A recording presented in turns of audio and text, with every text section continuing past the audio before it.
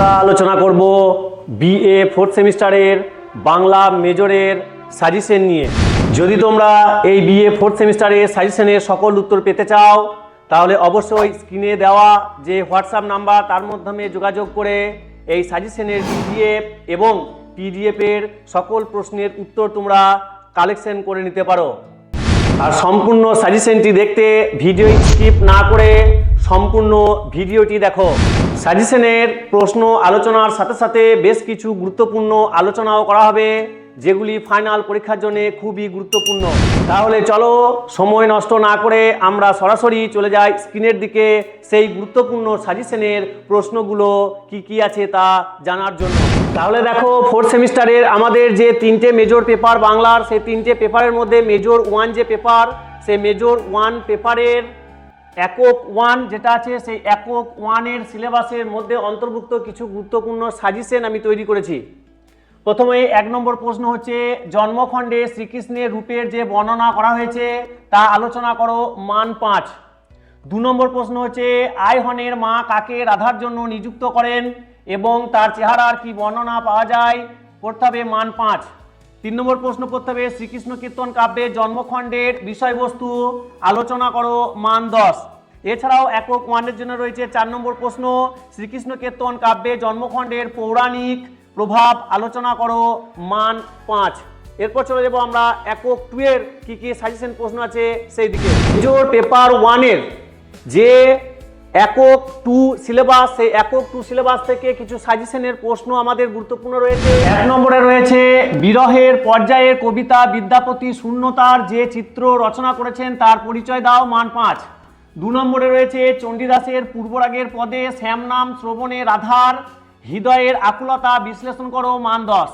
3 নম্বরের প্রশ্ন রয়েছে, কি পেখুলু নটবর গৌরব কিশোর অভিনব হেম কল্পতরু এই পদটির পদকর্তাকে, এটি কোন পর্যায়ের পদ, পদটির মর্মার্থ আলোচনা করো। এছাড়া রয়েছে 4 নম্বর প্রশ্ন, বৈষ্ণব পদাবলী সাহিত্যে গৌরাঙ্গ বিষয়ক পদ রচনায় জ্ঞানদাসের কবি প্রতিভার পরিচয় দাও, মান 10। এরপর চলে যাবো আমরা এই মেজর পেপার 1 এর একক 3 এর মধ্যে কি সাজেশনের প্রশ্ন রয়েছে সেটা দেখার জন্য। দেখো তাহলে, মেজর 1 পেপারের একক 3 এর বেশ কিছু গুরুত্বপূর্ণ সাজেশন প্রশ্ন এখানে দেওয়া হয়েছে। যেমন 1 নম্বর প্রশ্ন হচ্ছে, মুরারি শীল ও ভারু দত্তের এই দুটি চরিত্র অবলম্বনে মুকুন্দরাম চক্রবর্তী যে চিত্র নৈপুণ্য পরিচয় দিয়েছে সেটি আলোচনা করো, মান 5। 2 নম্বর রয়েছে, পাতনেত বাস পরকালে রত্নমাল উক্তিটি কে কাকে করেছেন তা ব্যাখ্যা করো, মান 5। 3 নম্বর রয়েছে, শাশুড়ি ননদী নাই নাহি তোর সতা উক্তিটির বক্তাকে কোন প্রসঙ্গে কথা বলা হয়েছে তা আলোচনা করো। 4 নম্বর প্রশ্ন রয়েছে, মঙ্গল কাব্য অবলম্বনে কালকেতু ও ফুল্লরা চরিত্র আলোচনা করো, মান 10। এছাড়াও থাকছে 5 নম্বরের প্রশ্ন, ফুল্লরা 12 মাসে দুঃখ এবং সন্ধির কাছে পশু বনের দুঃখ নিবেদন অংশে কবি নিজের অভিজ্ঞতা উজাড় করে দিয়েছেন কিভাবে তা আলোচনা করো, মান 10। 6 নম্বরে পড়তে হচ্ছে, চণ্ডীমঙ্গল অবলম্বনে কালকেতু ও ফুল্লরার বিবাহের সেকালে সমাজ বিবরণের পদ্ধতি এবং স্ত্রী আচারের পরিচয় দাও, মান 5। এরপরে আমরা দেখব এই পেপারের একক 4 এর মধ্যে সাজেশন থেকে কি প্রশ্ন রয়েছে। দেখো তাহলে, মেজর 1 পেপারের একক 4 এর যে গুরুত্বপূর্ণ সাজেশনের প্রশ্নগুলি রয়েছে তা হলো, 1 নম্বরে, স্বার্থ পদাবলীকে সার্থক গীতিকাব্য বলা যায় কিনা তোমার সপক্ষে যুক্তি দাও, মান 10। 2 নম্বরে পড়তে হবে, ভক্তের আকুতি পর্যায়ে রামপ্রসাদ সেনের কর্তৃত্ব আলোচনা করো, মান 5। 3 নম্বরে পড়তে হবে, স্বার্থ পদাবলীতে উমার চরিত্র কিভাবে বর্ণনা করা হয়েছে তা আলোচনা করো, মান 5। এই ছিল মেজর 1 পেপারের একক 1, একক 2, একক 3 এবং একক 4 এর সাজেশনের বেশ কিছু গুরুত্বপূর্ণ প্রশ্ন। আশা করি এগুলো পড়লে তুমি মেজর 1 পেপারের 100% তুমি কমন পাবে।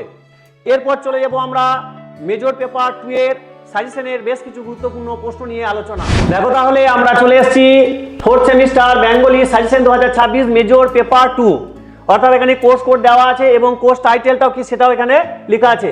এরপর চলে যাবো আমরা সাজেশনের দিকে। একক 1 দেখবো, এই পেপারের একক 1 এর মধ্যে আমাদেরকে কি পড়তে হচ্ছে। যেমন একক 1 এর মধ্যে আমাদেরকে পড়তে হবে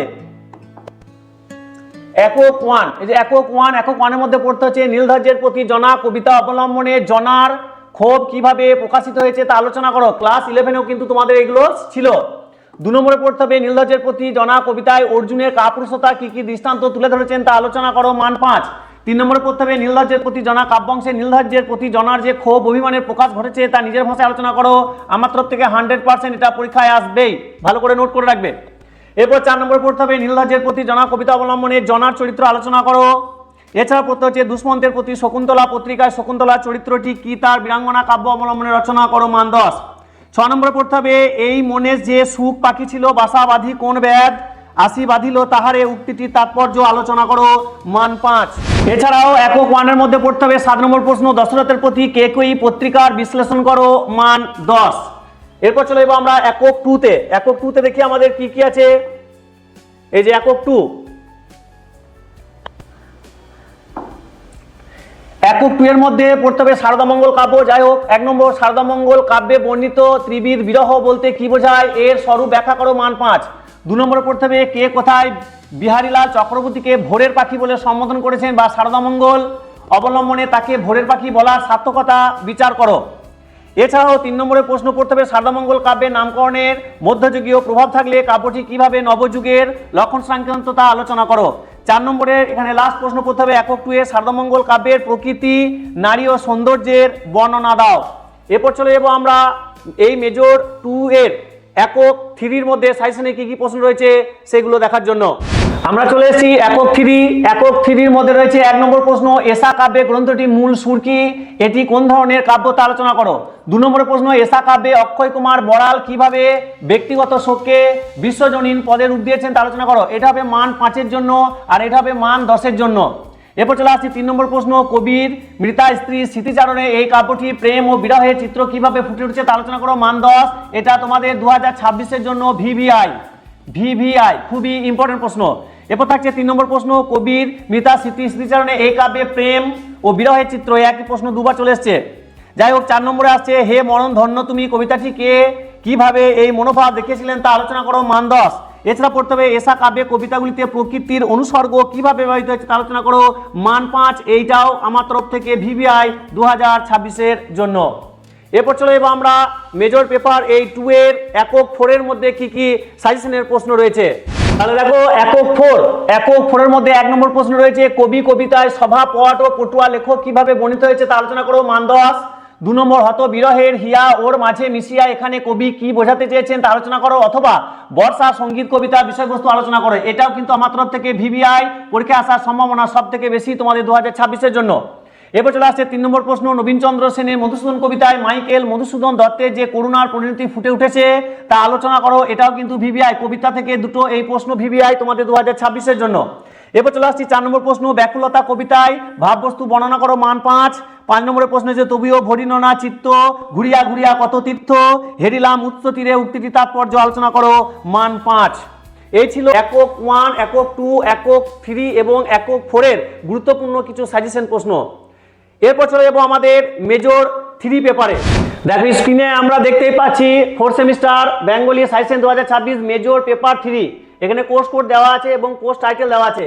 এর কোর্স টাইটেল আমাদেরকে কি কি আলোচনা করতে হচ্ছে না ছন্দ এবং অলংকার। কি করতে হচ্ছে ছন্দ আর কি করতে হচ্ছে না অলংকার। ছন্দ এবং অলংকার কিন্তু আমাদেরকে পড়তে হচ্ছে, ছন্দ এবং অলংকার।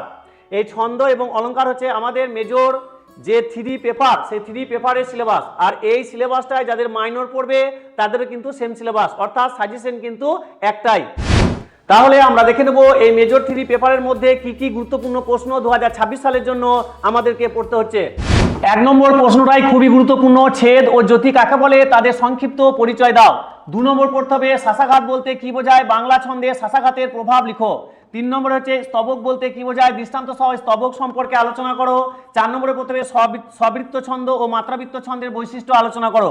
5 নম্বরে পড়তে হবে অক্ষর বা মিশ্র কলাবৃত্ত ছন্দ কাকে বলে, দৃষ্টান্ত সহ এর বৈশিষ্ট্যগুলি আলোচনা করো। 6 নম্বরে পড়তে হবে ছন্দের গঠনগত শ্রেণীবিভাগ করো বা একপদী দ্বিপদী ত্রিপদী পয়ার ছন্দ আলোচনা করো। 7 নম্বরে পড়তে হবে পয়ার ছন্দ কাকে বলে এর বৈশিষ্ট্যগুলি লেখো। 8 নম্বরে পড়তে হবে অমৃতাকর ছন্দ কাকে বলে এর বৈশিষ্ট্যগুলি লেখো। 9 নম্বরে পড়তে হবে সনেট কাকে বলে এর বৈশিষ্ট্যগুলি লেখো। 10 নম্বরে পড়তে হবে উপমা বা রূপক অলঙ্কারের পার্থক্য আলোচনা করো। 10 নম্বরে পড়তে হবে যমক অলঙ্কার কাকে বলে উদাহরণ সহ শ্রেণীবিভাগ করো। 12 নম্বরে পড়তে হবে শ্লেষ অলঙ্কার কাকে বলে উদাহরণ সহ শ্রেণীবিন্যাস করো। 13 নম্বরে পড়তে হবে উপমা অলঙ্কার কাকে বলে উদাহরণ সহ শ্রেণীবিভাগ আলোচনা করো। 14 নম্বরে পড়তে হবে রূপক অলঙ্কার কাকে বলে উদাহরণ সহ শ্রেণীবিভাগ করো। 15 নম্বরে পড়তে হবে নিশ্চয় অলঙ্কার কাকে বলে উদাহরণ সহ বুঝিয়ে দাও। 16 নম্বরে পড়তে হবে টিকা লেখো, যেমন হচ্ছে অতিশয়োক্তি অলঙ্কার এবং সমশক্তি অলঙ্কার। 17 নম্বরে পড়তে হবে বিষম অলঙ্কার কাকে বলে, উদাহরণ সহ বুঝিয়ে দাও। এছাড়াও এই 17টা প্রশ্ন ছাড়াও আমাদেরকে এখান থেকে বেশ কিছু বাংলার ছন্দ এবং অলঙ্কার প্র্যাকটিস স্বরূপ শিখতে হবে, কেননা পরীক্ষাতে এরকম যেমন নোট থাকবে সেরকম প্র্যাকটিস স্বরূপ কিছু ছন্দ এবং অলঙ্কার আমাদেরকে নির্ণয় করতে হবে। এই ছিল আপাতত আমাদের ফোর্থ সেমিস্টারের সাজেশনের বেশ কিছু গুরুত্বপূর্ণ প্রশ্ন, যেগুলো 2026 সালে আসবেই। যদি তোমাদের মনে হয় এই প্রশ্নের উত্তর আমাদের প্রয়োজন, তাহলে স্ক্রিনে দেওয়া যে হোয়াটসঅ্যাপ নাম্বার, এই নাম্বারে যোগাযোগ করবে, অবশ্যই তোমাদেরকে উত্তর দেওয়া হবে। আজকের মতো এই পর্যন্ত। ভালো থেকো, সুস্থ থেকো, আবার দেখা হবে পরের ভিডিওতে।